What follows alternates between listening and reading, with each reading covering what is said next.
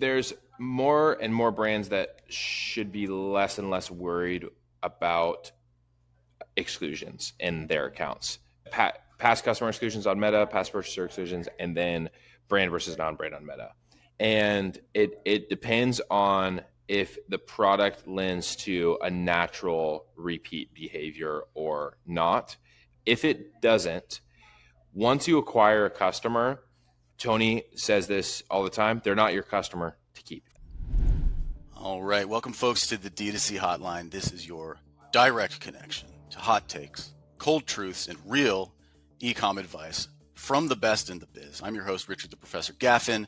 Call or text 866-DTC-2263. Get your burning e-com questions answered. That's 866-382-2263. Leave a voicemail. Shoot us a text asking whatever's on your mind, D2C-wise. Our operators are standing by. And of course, by operators, I mean, of course, Tony the Chopper Chopp and Mr. Luke the Weatherman Austin. What's going on, guys? Doing good, Richard. It's here in Orange County, so I think Luke and I are ready to deliver some hot takes for y'all. That's great. That's beautiful. Yeah. We're recording 2 in 1 week. No one's really going to realize this, but we had to sort of shift some things around. So we didn't have one recorded last week. And I was going through some hotline withdrawals. I'll be honest. Like it was too long without this sort of a conversation. No, it's a very grounding experience for sure. Yeah. I was going to say the weather's turning here in Portland, Oregon. Fall is on its way, but my shirt is going to stay. It's going to stay Southern California the whole time for sure. All right, folks. Well, let's get into our questions for this week. This episode of the DTC Hotline is brought to you by ChargeFlow. Chargebacks cost merchants billions every year in lost product, lost revenue, and lost time. ChargeFlow automates the entire process, end to end. Instead of wasting hours collecting screenshots and filling out bank portals, ChargeFlow uses AI to fight disputes for you and wins up to 4x more than manual efforts. Join over 15,000 merchants protecting their revenue with ChargeFlow. Right now, you can try it free for 60 days. Check out the link in the show notes to start saving money, time, and sanity today. We got a few voicemails here. Let's get hot take in here. I'll only play the first one. Hey guys, longtime fan of the D2C Hotline, and I had a question for you guys as we shift gears to Q4 planning. We're wrestling with how to structure holiday offers in a way that's compelling to customers, but still maintains profitability, while also not exactly being the needle in a haystack type offer. So what we know is we know discounting can drive volume, but we don't want to erode our margin. So that's where we're kind of at a standstill. So I'd love to get your advice on framing Q4 offers so they balance that customer appeal with financial health for our business. So I'd love to hear your response. Let me know. Thanks. So there you go. How do you do a good Black Friday offer, basically? Who wants to start? I'll jump in. Okay. I've got a couple. So there's layers to this question that should be approached sequentially as such. The starting point for us, this is top of mind because right now we're building Spend-to-aMER models, free Spend-to-aMER models for potential customers that we see the potential to work with in the future. So we've been building out new Spend-to-aMER models for new clients, having fresh conversations around budget allocation and how to think about that. And the Spend-to-aMER model looks at historical spend degradation, the efficiency against the spend, seasonality, takes into account cost of goods, cost of delivery, and different time periods, as well as the return rate expected. And what it does is show us clearly that in November, around Black Friday, Cyber Monday, so November into December, AMER expectations are higher than any other point in the year. So that may be like, oh yeah, of course. What I'll say is the specific level to which the AMER efficiency should be higher or lower is the thing that takes the work, right? And why we built the Spend-to-aMER sort of back into. But your acquisition efficiency is going to be higher during BFCM. Do not, if you run in a 1.8 AMER in August, don't run in a 1.8 AMER in November, December, most likely, because your discount rate is going to be higher. You're going to have less margin to play with. That is starting point one.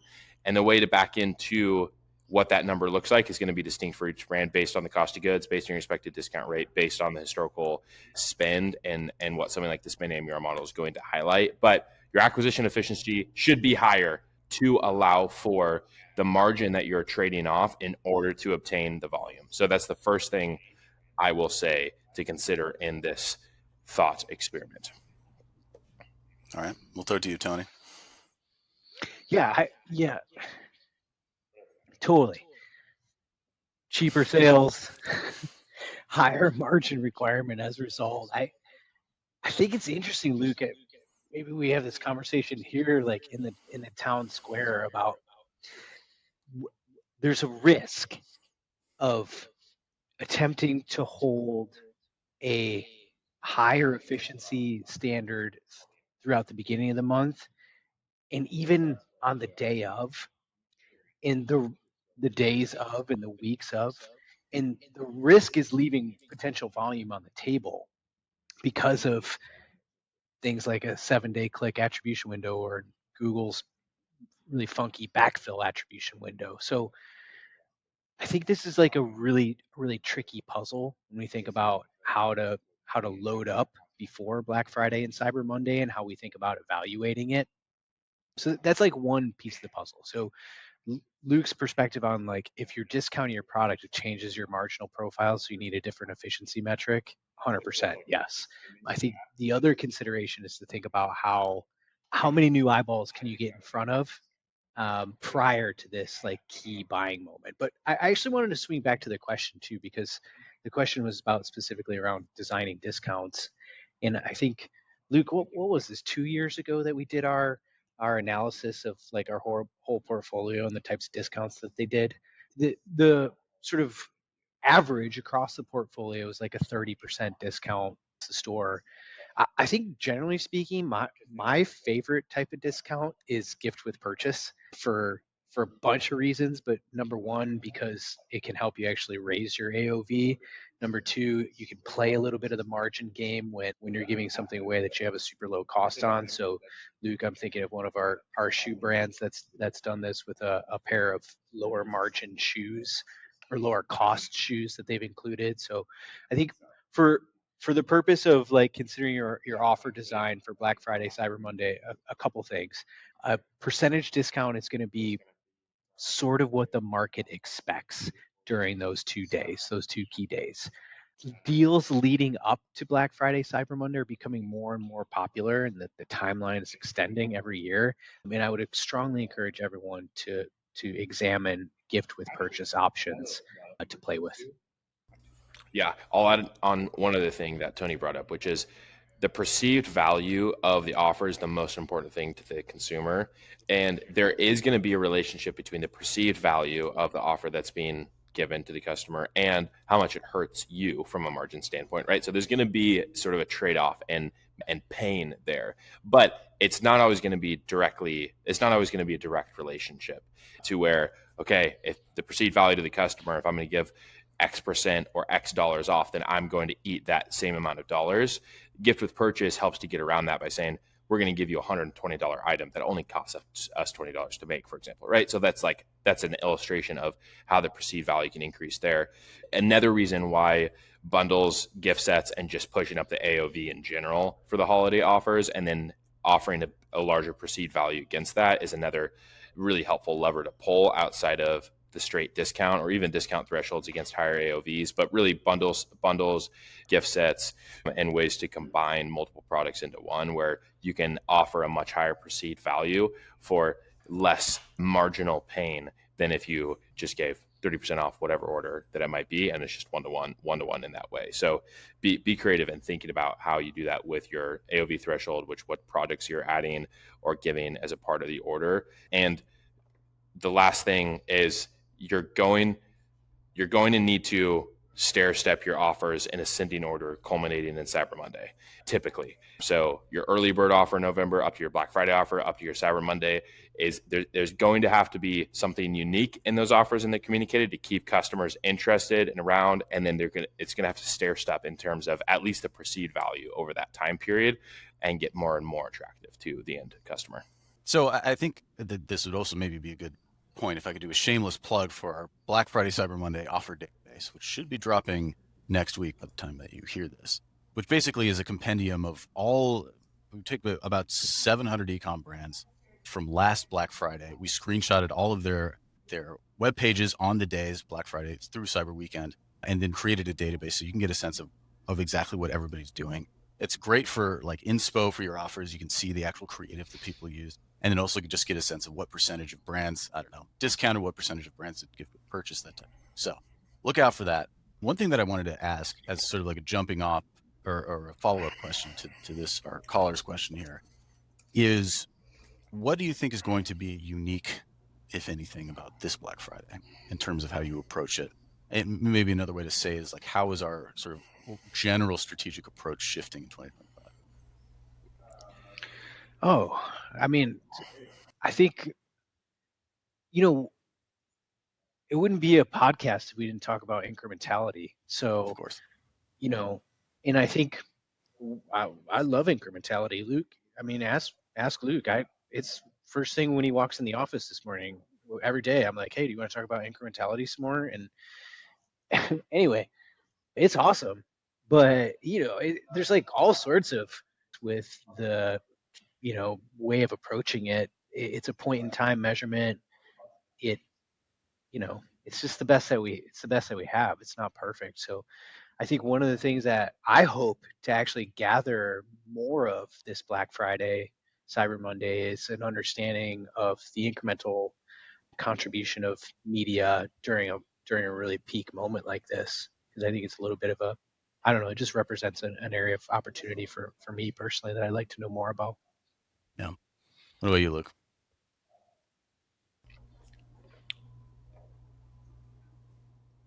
I think it's going to require the most creativity of any year for brands in terms of their marketing calendar and offer structure and how they think through the previous question that we were talking through. Because there's right now, inventory is not created equal in terms of what shows up for the brand. So we're in the midst of we're sort of stair stepping the tariff impact and what inventory has, what impact associated with it. There are brands that need to move a large amount of inventory to produce cash to be able to set themselves up for next year in a way that's really unique as well. And then there is the additional cash that needs to be created based on the impact of the recent months. That's going to be another factor. And I think outside of that, like where we are focused on trying to equip our brands with is understanding one, optimal budget allocation point through a Spend-to-aMER model, because that will help to understand what should the budget allocation be. And many times it illustrates maybe we didn't need to spend as much as we were planning to for a very similar outcome, slightly less top line, but a lot more contribution margin as a result. Not always the case. If you have really strong LTV, there's ways that it plays out differently. But what it illustrates is what additional dollars we can feel comfortable with allocating away from direct response conversion media into new tactics to produce a different sort of outcome, which is a really challenging question of, we all know there's an opportunity cost. If I take this $50,000 away from my media budget over the course of this time period and allocate it to a new publisher whitelisting campaign or influencer whitelisting campaign or creator content, or test out some VO ads and some new AI creative, whatever it might be, how much top line am I giving up? And is that going to be worth it in terms of the net new outcome that this generates? And so I think what we're trying to do is help to quantify what that impact is to enable budget allocation or investment into creativity, specifically around creative units and channel expansion, like Tony mentioned. Net new creative units around those creative formats and types that I just talked about, and then channel expansion through incrementality into the App Levins, the YouTubes, the Snapchats, the TikToks, net new channels that can produce a net new outcome and change the trajectory of where brands are currently at. Because there's just such unique dynamics, and in many ways there's more constraints than ever, and constraints force creativity, as we all know. And so I think that's why it's going to be a time period that's just going to force a large amount of creativity and investment into new things to produce a different outcome than the trajectory that many brands are currently on. Tony? I think it's a call back to the previous question, as Luke mentioned, like thinking about your offer design for Black Friday and Cyber Monday in relationship to your inventory position, in relationship to what you have to sell now and what you believe you're going to have to sell in the future. It's all just part of one big happy cycle, really. If you're still fighting chargebacks manually, you're doing it wrong. With ChargeFlow, merchants automate the entire dispute process, from Shopify to Stripe. ChargeFlow plugs in, collects evidence, builds the case, and submits it automatically. No more late nights at bank portals, no more disputes slipping through, just clean automation and real results, with merchants recovering 4x more revenue compared to manual handling. See for yourself. Try ChargeFlow free for 60 days at the link in the show notes. Right on. Okay. Cool. All right, let's jump into our next question then. And speaking of incrementality, this also touches on incrementality. It's a little bit of a technical question, or at least it feels that way to me. So I'll throw it to Tony first, because this is your bread and butter, and then see if you have anything to add here. All right. Hey guys, long-time listener, first-time caller. Have a question about incrementality for you. Could you talk a little bit about if you feel like incrementality is the same or different at different levels of spend? And what is your threshold of spend change? Is it 20%, 30%, 50% needed to restudy incrementality? Hope that makes sense. Thanks. All right. Well, I love how many longtime listeners, first-time callers we have at this point in our tenure here. But all right. Well, I'll throw this to you, Tom. Yeah. For the short answer is yes. I mentioned earlier about like incrementality is not some sort of magic bullet that solves all questions permanently. It's a journey. I think what's most exciting about this right now, I'm going to go back to the question specifically, but I think what I'm most excited about is, as always, some of the tooling that we're building at CTC. And what's the best way to describe it? Right now, we're taking the bands of the incrementality percentage that we see for any given channel. Some of the channels are pretty narrow in the bands that we see. Some of the channels are really wide. We're taking that relationship, smashing it up with how much media investment is happening in those channels. And the combination of those two things is yielding a, Luke, I forget, what's the name we have for this? The uncertainty principle, the uncertainty matrix, Yes. whatever. Revenue uncertainty. We're currently branding to make it. Yeah, working on branding. Missed opportunity. Yeah, FOMO, fear of missing media. Anyway, so we're doing some math because we love math, right? So we're taking the bands of the uncertainty for any given channel, smashing that up with how much you're investing in that channel, and we're working to sort of stack rank how you should approach your incrementality roadmap based on impact, backed by math. Okay, so I think that's V1 of this. Well, we're past V1, but that's the current iteration that we're going down. Is should I do an incrementality test in Google brand search or acquisition or whatever? Well, the answer is going to be based on how wide that gap is that we're measuring and how much you're investing. And the answer is going to be different for every brand that we work with. Yeah. To clarify, when you mentioned you're talking about bands, like is essentially what you're talking about is what's the gap between the incremental, like what the incrementality test returns or the iROAS or whatever, and then what the platform's reporting, or like how are you defining it? Yeah. And the wideness of that. So I'm gonna use YouTube as for example, because YouTube's one where we get some pretty wide bands. So on the low end, we'll see like 1-to-1 or pretty close to say the platform is reporting representatively. I don't like to use the word accurately, representatively versus versus 3, 4, 5x to 1. Okay, so it's a really wide band. There's a lot of uncertainty there in what YouTube's impact is for any given business as a result. But YouTube's also like a pretty small investment, typically, at least when we start. So we can get it right, but then we'd have to scale up the media quite a bit. And then to the caller's question, we'd have to go run another test. I think Google brand search is another one where the band's a little bit tighter, but the revenue, usually there's more investment there. So it's likely higher up on the priority list. Now, all of this to say that's where we're at right now. The caller's question about does the incrementality change at different spend levels? The answer is 100% certainly yes. And the way forward for us is going to be to roll that same question into this bigger picture framework, because the answer might be, or in some cases, the answer certainly is going to be get a better understanding of the incrementality in the current channels that you have now and then go start working your way on increasing the media investment. Is it 20%? Is it 50%? Is it 100%? I think it's going to be pretty different for every brand, but for sure it's going to change. And it's not just spend level either. It's like tactical approach, right? If we went from running, let's just say hypothetically, we went from running a media account on all 7-day click to all 7 and 1, or like let's go crazy and go all like highest volume. So if there's big tactical changes with how we run the setup, that's going to affect incrementality too. So I just don't want anybody to hear me say like, oh, we have the magic bullet, because that's not what it is. It's a journey, not a destination. Mm-hmm.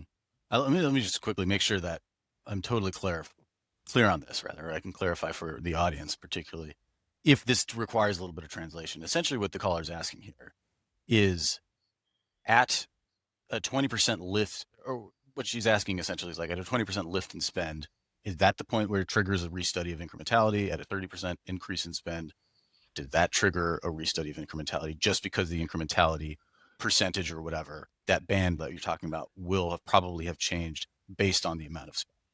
Yes. Yes. Okay. That is correct. That is the question. What the answer is, spend increases or decreases will change the incrementality. At what interval?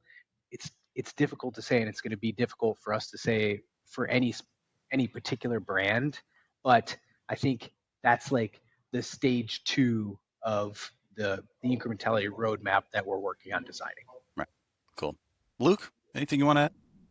No, yeah, except the way you do it is stair step it up. So you have your current base of media that you've run an inverse holdout on, and then you want to see what the impact is of increasing the media spend to a higher level. So existing media, that's, for example's sake, if you're running in all 50 states in the US, you take 5 or 7 of those states, a subset of the DMAs, subset of the regions, increase spend 30, 50, whatever the idea is within that subset, measure the impact, and then stair step all the rest after that. So stair step the small holdout, then bring up the rest of the regions up to that level, being the sort of main course of action. And the other thing I'll add is, like, going into this time of year, it gets real interesting around promo periods, high demand promo periods that are, you really get with one time a year. And there are many brands out there that most brands will do 40% of their revenue, right? In this last quarter. There's many brands who will do 60% of their revenue, 70% of their revenue. The business is made in November and December. That's all where all the money is.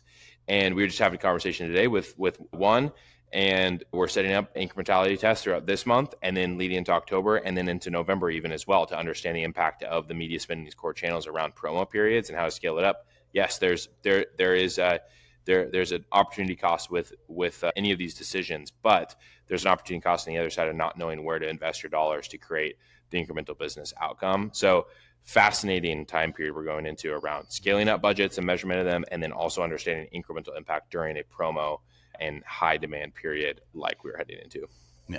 So just to clarify then, and I think you touched on this in the previous question, Tony, but like, this is the kind of the first holiday period that we're really running incrementality in a robust way. Is that fair, or did we do it last year? Is there anything like we can sort of? Yeah, we have historically, and many of the brands that we work with over the past years have we've either had conversations around running incrementality in this time period or run it. One notable result from last year was an apparel brand with pretty strong LTV relative to its category ran an incrementality test on retention media in Meta. So Meta media oriented around past purchasers and either reactivating or re-engaging those folks through Meta media. Well, we'd all assume to be pretty low in terms of incrementality.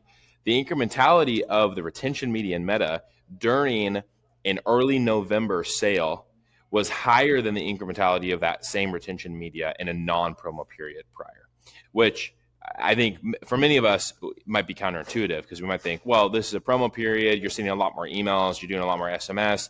So your retention media is going to get less incremental. There's just so much noise, and then you're indexing into the other channels.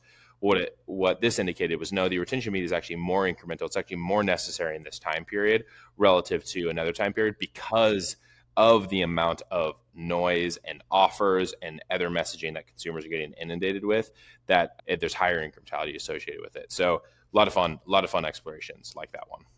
Interesting. Cool.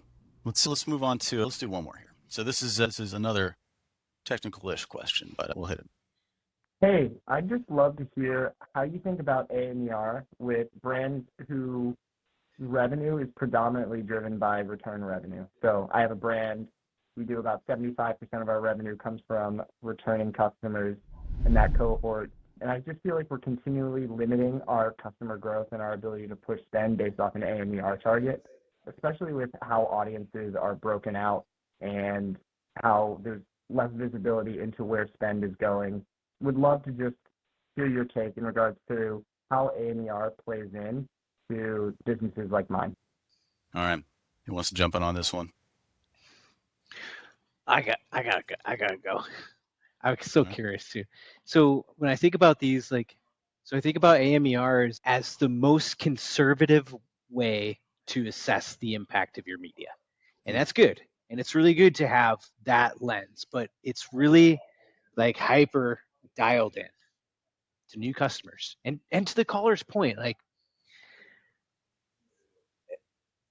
are your meta acquisition campaigns 100% new customers? No. Keep trying, they're not.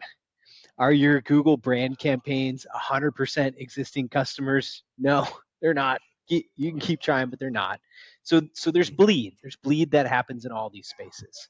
So AMER, super conservative, really, really important metric to anchor into, but it's not the only metric. It's a really sharp and focused one. Opposite end of the scale, MER, super, super general, wide open, leaves lots of room for wrongness, leaves lots of room to potentially over-invest in talking to your existing customer file, right? So as is most things in life, it's not that one of these is right or wrong. It's that these are different tools to approach the assessment of your business and different lenses to look at. And so if you have a business that has a large portion of its revenue from existing customers, you need to do a couple things, in my opinion. Number one, you need to have an understanding of your spend to your AMER, because you run the risk of really easily over investing. You run the risk of burning cash. So you have to have an understanding of this. At the same time, I believe you need to take swings on your media investment, and you need to pay attention to your overall MER and what's happening to your returning customer file as well at the same time, because AMER is going to get held to,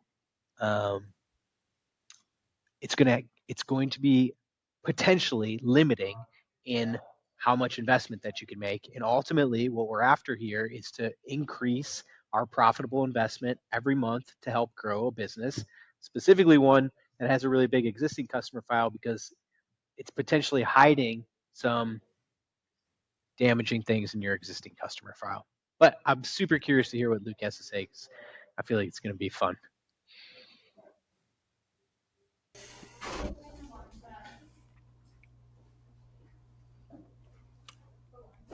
There's more and more brands that should be less and less worried about exclusions in their accounts. Past customer exclusions on Meta, past purchaser exclusions, and then brand versus non-brand on Meta. And it depends on if the product lends to a natural repeat behavior or not. If it doesn't, once you acquire a customer, Tony says this all the time, they're not your customer to keep. Yet you don't have a right to that customer. And so when they buy your pair of sneakers, or they buy your clothing, or they buy your mattress, the next time they're in market for that thing, they have all options that they're going to be considering. Again, will they have a propensity to your product? To some degree, but there's also the competitive and categorical space changes so much all the time. Like, you can just see this every month. The auction and how your brand shows up in the SERP and Google Shopping is different than it did the month prior. There's new people out there. There's retailers that are offering at discounts. There are new competitors in the space. There are recommendations from the customer's friends. They need to be convinced again. And because of that, what we're seeing is that the brand and non-brand difference for many brands that don't have significant LTV is not there's not a big difference there between brand and non-brand terms depending on what the brand name is. And then on Meta, in terms of the exclusions, we gave the example earlier of Meta retention being more incremental than even an evergreen period during the promo period. There's a lot of leakage in the exclusions where it just gets really challenging to even isolate these things. And when you even in trying to isolate them, when you measure them, you realize that there's a lot of there's plenty of incrementality to be had within each customer cohort. So this is all sort of a way of saying what I'm most interested in is my Meta program as a whole. For many brands, my Meta program as a whole, and then my Google program as a whole, getting an understanding of the incrementality of those channels in aggregate, and then pushing as much volume as possible. Then yes, I am going to measure a Meta retention specific campaign. Then I am going to measure a YouTube demand gen campaign, and I am going to go from there.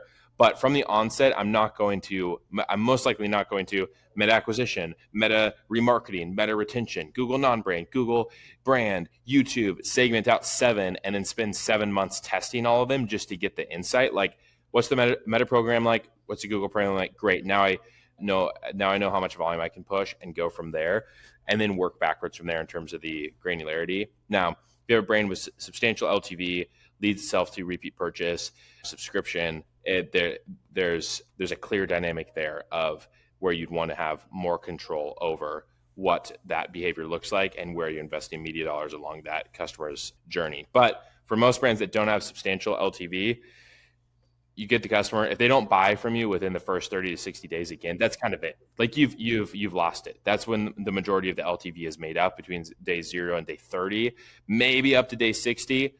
After that, go acquire that customer again. They're a new customer, in which case get clarity on the program as a whole, get confidence, and then invest media dollars in the highest ROI spot rather than waiting months and months and months to get very granular insight into incrementality. That's just going to change as you scale up and down media anyway. That makes sense. Tony, you mentioned in your response, like the let's say like the returning customer tranche or whatever, hiding some dangerous things. Can you unpack that a little bit?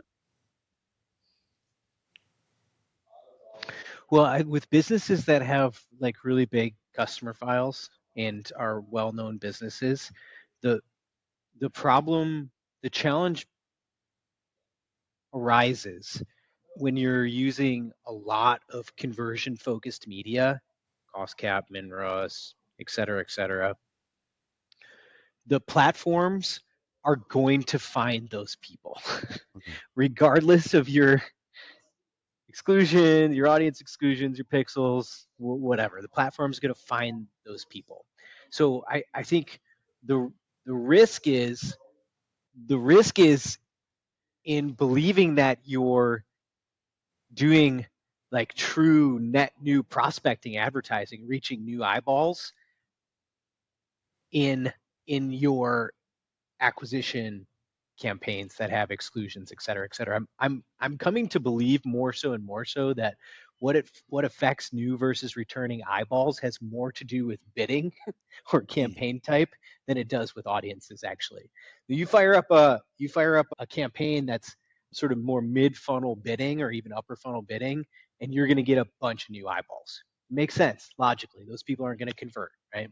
Mm-hmm. So back to Luke's point about like sort of treating the retention versus acquisition or brand versus non-brand like really differently. I think what we're evolving to is like this idea of return on invested capital for media specifically. Like here's the return that we measure on Meta for the invested capital, and we need to, run it through the incrementality and then set the target accordingly.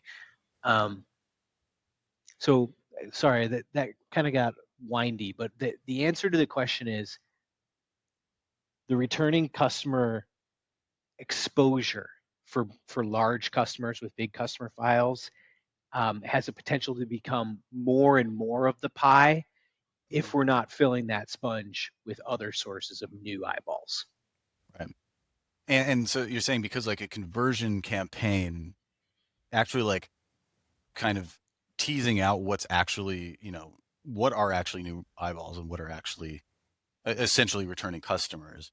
because there's that issue with the conversion campaign, in order to do that, it's worthwhile to do these upper and mid funnel bidding campaigns, or what's like within that, what's the remedy, I guess? Yeah. I think depending on the size of the business, as you approach 40, 50, $60 million e-commerce business, you have to have part of your media mix has to include something that is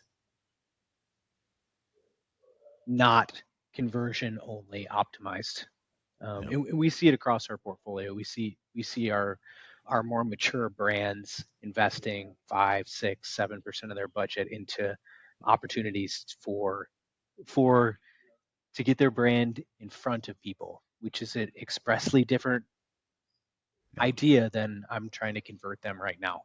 And the platforms are really good. They're really good they'll give you exactly what you asked for. Okay. So if you ask for a conversion, that's what it's going to go get you. If you optimize for add to carts, you're going to get a lot of people adding to cart. If you look for broader reach or distribution, you'll get that as well. And these things are all different parts of a recipe. Right. Luke, what is your stand on this? Well, I'll add another dimension to the conversation, or a separate sort of point, which is worth noting. How we think about this is you have your active customers, you have at-risk customers, and you have churn customers. And we, in Statless, break that down for every brand based on the distribution of orders between a certain number of days and when a customer enters an at-risk customer versus when they become a churned customer. And that is the starting point to understand, okay, customers that are churned, or said another way, 80% of the time, if someone were to rebuy, they would rebuy within X amount of days. If they've passed that point, and we can align it around 80% of orders, 90% of orders, but whatever that point is that we align on, we need to go and get after those customers for sure in our media channels. And so in terms of approaching the customers, now, depending on the business dynamics and what the challenges are and the priority of volume versus efficiency at that point in time, then we can get more aggressive around these things. But generally, that's how we'd start. And then based on the business objective and the problem we're solving and how aggressive we can be, then go after these other things, which is let's actually open up things wider. Let's try upper funnel or mid funnel tactics to be able to get after those audiences in a new way, to then be able to have an impact on the new customer base. But for most brands, the answer is understand where your churn threshold is, and then once a customer passes the churn threshold, go and get that customer back, because that's important. And most brands have a growing amount of at-risk customers, which are the folks between the active and the churn stage, or right in the mid-ground. And going after the at-risk customer portfolio and then your churn customers represents a lot of opportunity that isn't technically net new customers as they show up in Shopify. But as we discussed, if 90% of customers who are going to reorder from you do that within 75 days, and everyone past that for the past 5 years for your brand is just sitting there, go get those customers, even if they show up in your returning customer cohort, not the net new, right? Like that's not really the point. So start there, understand churn threshold. Then after that, go after your at risk. Then after that, find ways to affect your active new customer cohort through additional creative output, tactics on the media side, like Tony was talking about, and being as aggressive as you can be based on the constraints around profitability and volume that you have in that given time. Love it. All right, Tony, anything to add?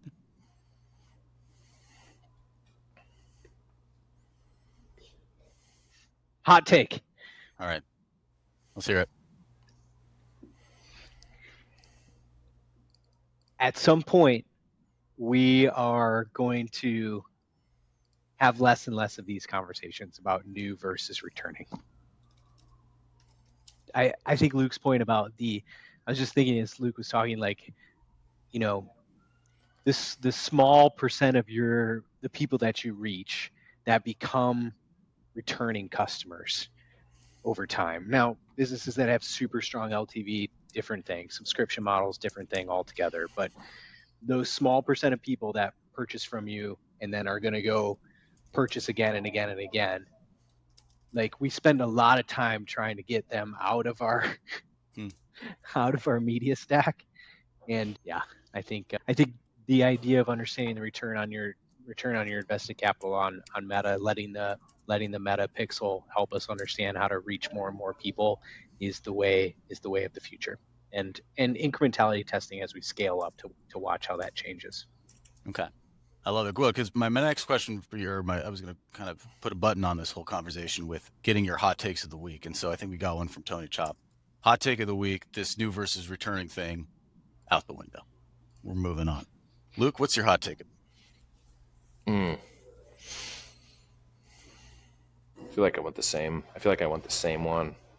You can't have it. You can't. Going back to the beginning of this conversation around the Spend-to-aMER model, every brand has a substantial portion of their currently allocated media budget that is going to be better served elsewhere, specifically into creative output or net new initiatives around channel expansion. The quantity of that is going to vary for every brand, but there's a substantial amount of your currently allocated media budget for the back half of the year that reallocating a level of those dollars is going to have very little impact to your top line or bottom line outcome by just removing it, and then will allow you to take those dollars and reinvest them into new things. And maybe 1 out of 10 of those new things really, really works for you. But the trade-off was you got this very similar business outcome, and you're able to try a lot of new things and identified a couple things to bring into the future with you, which is what we're doing all the time, right? Testing the new things for growth. So those marketing dollars exist, and this year is going to require creativity more than ever in terms of finding that new levers to produce the outcomes that we're all wanting for the back half of the year.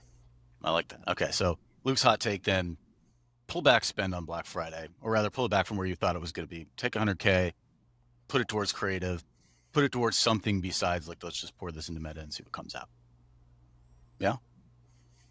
Fair enough? Yes, something along those lines. Okay. Although the spend may be coming out of Criteo or Rakuten, but yes. Go. Instead of, I didn't hear him say pullback spend on Black Friday, by the way, just for the record, Richard. I can't think of a single Black Friday, Cyber Monday that we haven't looked back on the entire portfolio and gone, man, there's ways we could have pushed even further. Should have just spent more. I'm just trying to turn the heat up on these takes, and sometimes I cross the line. So hot take. We got app. You all know about AppLovin, right? AppLovin's was the cool media platform last Black Friday, Cyber Monday. So they're opening up the platform to self-serve, so we can actually run ads on behalf of our clients, or you guys can do it yourselves. But you got to get a referral code to get in. We got a hot take. Hot take. Hit us up for a referral code to AppLovin and for a free Spend-to-aMER model. Luke has mentioned this a couple of times. This is our forecasting model that covers the next 15 months. We're currently giving them away for free to 8, 9-figure brands that we want to talk to. So I'm going to shamelessly plug that here as well. Check it out. That actually helps kind of open up the answers to some of these questions, like how much am I overspending is a big one that this answers for a lot of brands as well. So check that out, commonthrough.com, hit the hire us button, check it out. So I think that's going to do it for this week's episode. Now, remember, if you want your questions answered on this very pod, call us, leave us a voicemail, 866-DTC-2263. Send us a text there if you don't want to have your voice read on a podcast or whatever, or played on a podcast. We can read your text instead. So shoot us a text there. We'll read your question on a subsequent episode. So for Tony the Chopper Chop and Luke the Weatherman Austin, I'm Richard the Professor Gaffin. Signing off. Take care.